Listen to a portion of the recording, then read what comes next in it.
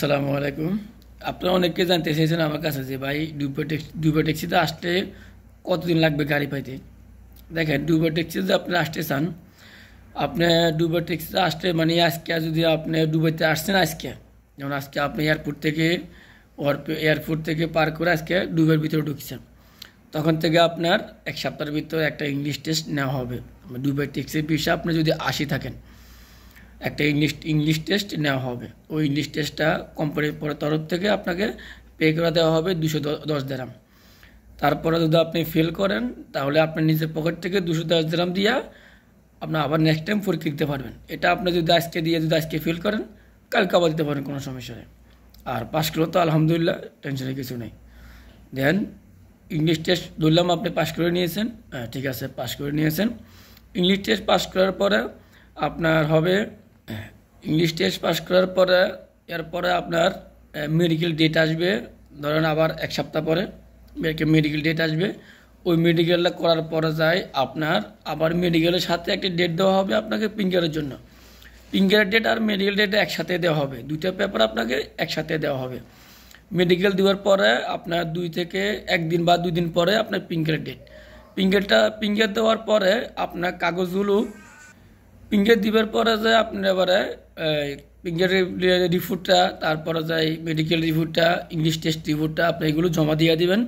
ওগুলো জমা দেবার এক সপ্তাহের ভিতরে আপনার আইডি কার্ড হয়ে যাবে।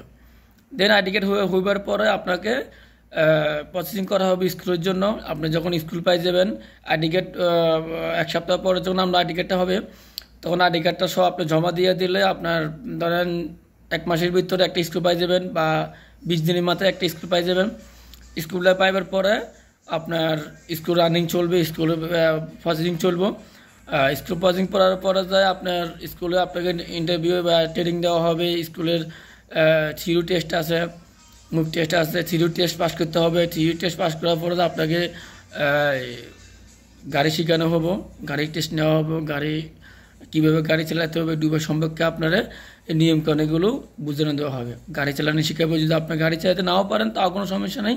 আপনার গাড়ি চালানোর জন্য ওই স্কুলে, যে স্কুলে আপনাকে প্রসেসিং করা হবে, ওই স্কুলে আপনাকে শিখিয়ে দেবে।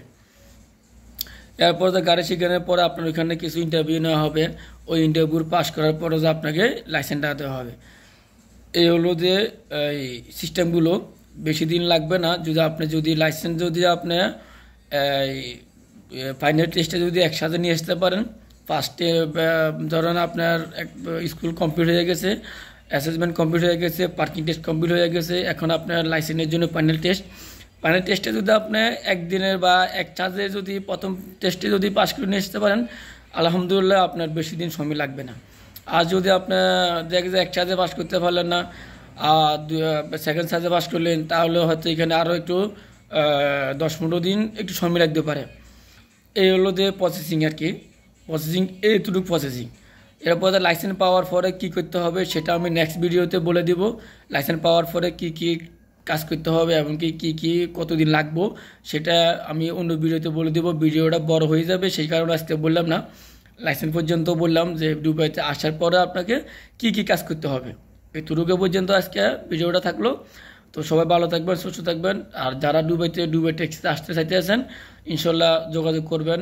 চেষ্টা করবো আপনাদেরকে আনানোর জন্য। আপনাদের যেখানে মন চায় সেখানে আসতে পারে, কোনো সমস্যা নেই।